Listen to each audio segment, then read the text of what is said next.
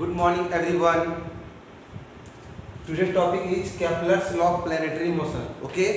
Last class में हम लोग डिस्कस किए थे what is gravitation, universal law of gravitation, application of gravitation. अब हम लोग देखेंगे Kepler's law of planetary motion और ये ग्रेविटेशनल फोर्स के लिए एप्लीकेबल क्यों है, क्या इसका यूज है। आखिर कोई भी ऑब्जेक्ट जो इलिप्टिकल पाथ पे मूव करता है या कह सकते हैं कोई भी प्लेनेट जो इलिप्टिकल पाथ पे मूव करता है उसमें उसका जो मोशन है वो कांस्टेंट रहता है या फिर वो चेंज करता है, यानी कि वो यूनिफॉर्म वेलोसिटी के साथ मूव करता है या फिर नॉन यूनिफॉर्म, या फिर कह सकते हैं यूनिफॉर्म स्पीड रहता है उसका, नॉन यूनिफॉर्म स्पीड रहता है। ये सारी चीज़ हमको पता चलेगा Kepler's law of planetary motion से। ठीक है, तो फर्स्टली हम लोग देखते हैं यहाँ पे केप्लर्स जो है वो 3 लॉ डिराइव किए थे, फर्स्ट लॉ, सेकेंड लॉ और थर्ड लॉ। तो पहले हम लोग फर्स्ट लॉ देखते हैं। फर्स्ट लॉ में केप्लर्स बताया the planets, just 1 minute, the planets move in elliptical orbits around the sun with the sun at one of the two foci of the elliptical orbit। यानी कि elliptical orbit में जो कोई भी planet move करता है around the सन, जैसे कि हमारा सोलर सिस्टम में 8 प्लैनेट्स जो है सन के राउंड एंड राउंड अलग अलग ऑर्बिट पे मूव करते रहते हैं। तो यहाँ पे फर्स्ट लॉ से हमको ये पता चल रहा है कि जितने भी प्लैनेट्स हैं जो अपने ऑन पाथ पे, फिक्स पाथ पे, जो सर्कुलर पाथ पे मूव कर रहे हैं वो कंप्लीट सर्कल नहीं बल्कि क्या है वो इलिप्टिकल पाथ है, यानी कि ऑर्बिट कैसा है, इलिप्टिकल। और इलिप्टिकल क्या होता है, वो डिस्टॉर्टेड फॉर्म ऑफ सर्कल, यानी कि कंप्लीट वो सर्कुलर ना होके क्या होता है आपका वो थोड़ा बीच में ट्विस्टेड किया रहता है, बीच में दबा हुआ रहता है। तो कह सकते हैं कि ऑर्बिट जो होता है किसी भी प्लेनेट का वो क्या होता है, इलिप्टिकल होता है। तो क्या आपका इलिप्टिकल जो क्या है, 2 अलग अलग सर्कल का जब हम लोग कंबाइन किए हैं तो क्या हुआ है, एक इलिप्टिकल पाथ बना। तो चूंकि 2 अलग अलग सर्कल कंबाइन हुआ है तो क्या होगा, 2 सेंटर होगा। तो पहला सेंटर को हम लोग फोकस 1 लेते हैं, दूसरा को फोकस 2। तो क्या बोल रहा है कि जितने भी प्लैनेट्स हैं वो सन के round and round elliptical path पे मूव कर रहा है, जिसमें 2 फोकस हैं, 2 फोसाई, जिसमें पहला फोकस पे सन सिचुएटेड है ना, और जो इलिप्टिकल पाथ है उस पे planet round and round move करते रहता है। क्लियर? तो इतना तो क्लियर हो गया कि जब इलिप्टिकल पाथ पे प्लैनेट मूव कर रहा है सन के राउंड एंड राउंड, तो चूंकि इलिप्टिकल पाथ क्या है, जस्ट लाइक अ ओवल शेप्ड और एक शेप्ड, यानी कि वो कंप्लीट सर्कल नहीं, यानी कि हर एक पोजीशन पे सन और प्लैनेट का जो डिस्टेंस है वो कांस्टेंट नहीं होगा, वो वेरी करेगा। कभी सन से प्लैनेट ज़्यादा दूरी पे रहेगा और कभी कम दूरी पे रहेगा, कभी डिस्टेंस का कम होगा, कभी डिस्टेंस ज़्यादा होगा। ठीक है, फिर से मैं रिपीट कर रहा हूँ, the planets moves in elliptical orbit. Firstly क्या बोले केप्लर्स कि जितने भी प्लैनेट्स हैं वो इलिप्टिकल ऑर्बिट में मूव करते हैं, जिसका क्या था, around the sun with the sun at one of the 2 foci of the elliptical orbit, जिसमें जो 2 फोकस है उसमें एक फोकस पे सन सिचुएटेड होता है, यानी कि जो इलिप्टिकल ऑर्बिट का जो 2 फोकस है उस 2 फोकस में से एक फोकस पे सन का पोजीशन है ना। और ये जो इलिप्टिकल ऑर्बिट है उस पे राउंड एंड राउंड क्या होता है, प्लैनेट्स मूव करते रहता है। तो इतना तो कंक्लूजन निकल गया कि अगर ओवल शेप्ड है या फिर एग लाइक शेप्ड है या फिर कहते हैं इलिप्टिकल पाथ है, तो इलिप्टिकल पाथ में अगर कोई भी प्लैनेट मूव करेगा अपने ऑर्बिट पे तो सन और प्लैनेट का डिस्टेंस वेरी करेगा टाइम टू टाइम। कभी सन के क्लोजर होगा प्लैनेट और कभी फारदेस्ट पॉइंट पे होगा, यानी कि हर एक पॉइंट पे इस पाथ पे सन और प्लैनेट का डिस्टेंस सेम नहीं होगा। क्लियर है? ये था फर्स्ट लॉ ऑफ केप्लर्स। अब देखते हैं सेकेंड लॉ। ठीक है, सेकेंड लॉ में पहले हम फिगर समझ लेते हैं। देखिए यहाँ पे क्या है, अलग अलग पोजीशन दिया हुआ है प्लैनेट्स का सन के रिस्पेक्ट में। सपोज कीजिए स्टार्टिंग में ए डैश पॉइंट पे था प्लैनेट, फिर गया बी डैश पे, फिर आया ए पे, फिर आया बी पे। तो क्या आपका सन का जो सेंटर है, इस सेंटर से एक क्या किए,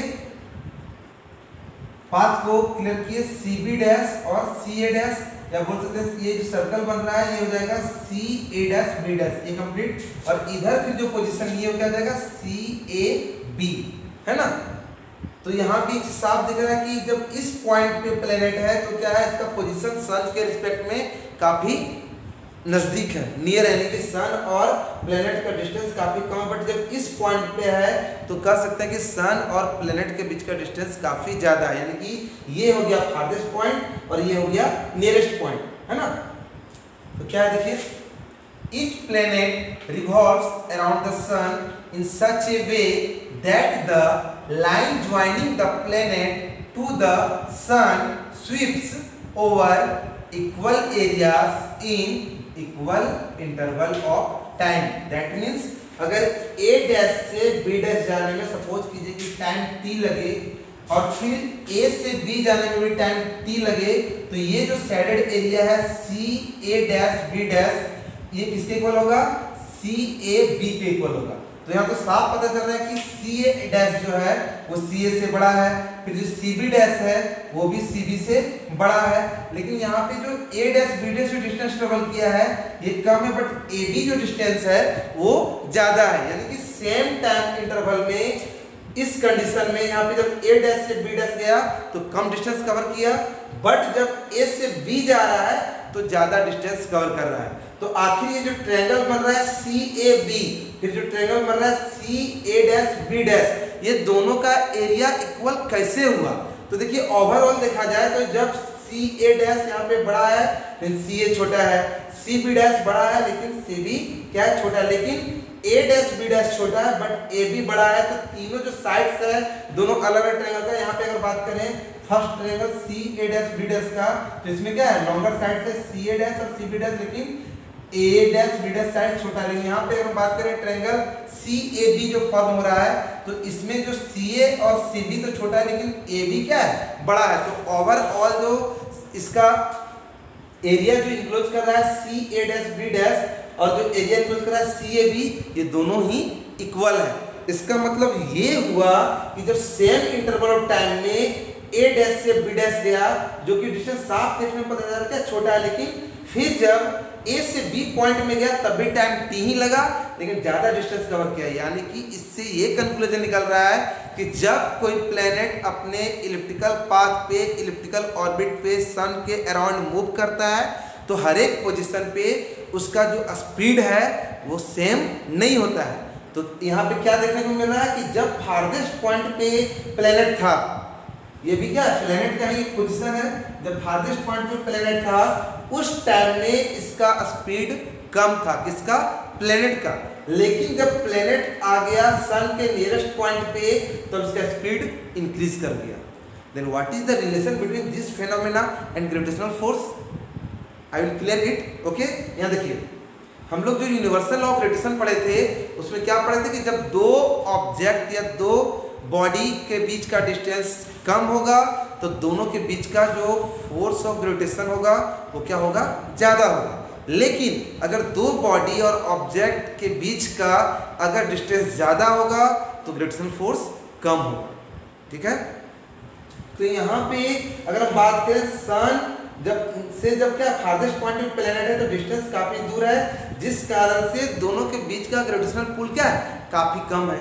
लेकिन जब सन के से नियरेस्ट पॉइंट पे है प्लेनेट तो काफी क्लोजर है सन के, तो जब सन के क्लोजर गया तो इतना ज्यादा क्लोजर नहीं गया कि सन उसको अपनी ओर खींच ले, लेकिन उसके स्पीड को क्या कर दिया? अप कर दिया, स्पीड अप कर दिया। लेकिन जब दूर में तो क्या हो गया? स्पीड उसका डाउन हो गया। यानी कि कहीं ना कहीं ये डिस्टेंस वैरी करने के कारण क्या हो रहा है? प्लेनेट का जो स्पीड है वो इंक्रीज कर रहा है और डिक्रीज कर रहा है।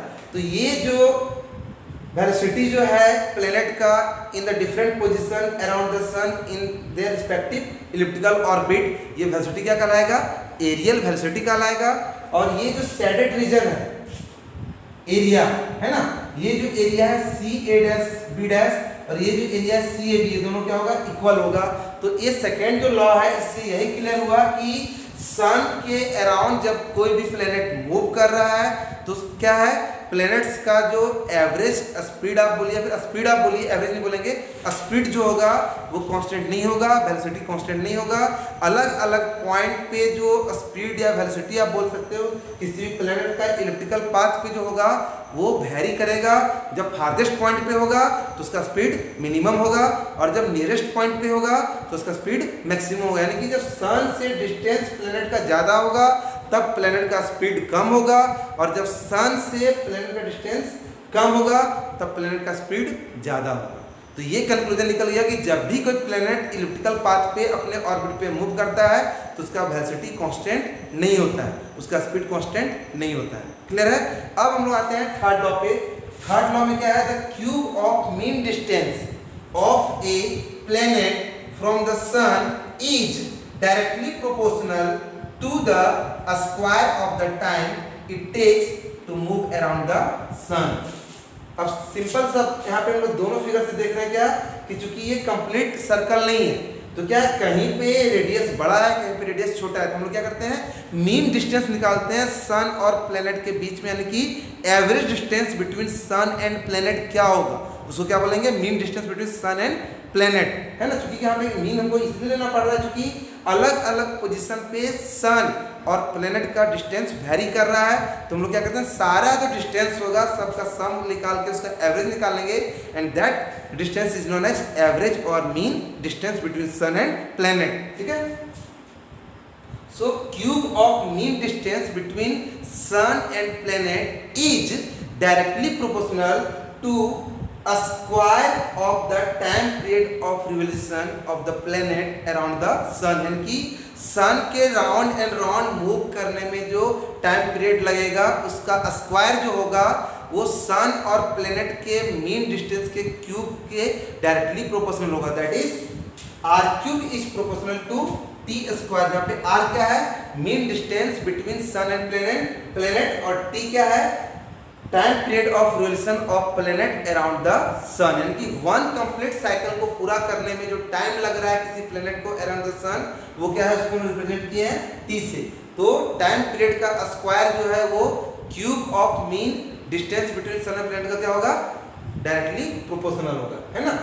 अब जब साइन ऑफ प्रोपोर्शनलिटी को हटाएंगे तब क्या होगा, इक्वल का साइन इनपुट होगा, एक कांस्टेंट टर्म आएगा तो R cube equal to constant into T square. अब ये टी स्क्वायर को राइट साइड से अगर लेफ्ट साइड लाएंगे तो यहाँ पे मल्टीप्लाई इधर क्या हो जाएगा, डिवाइड हो जाएगा, यानी कि R cube by T square equal to constant. ये रिलेशन आया टाइम पीरियड और एवरेज और mean distance between sun and planet के बीच में क्या आया, R cube by T square is always constant where R is mean distance between the sun and the planet and t equal to time period of revolution of planet around the sun।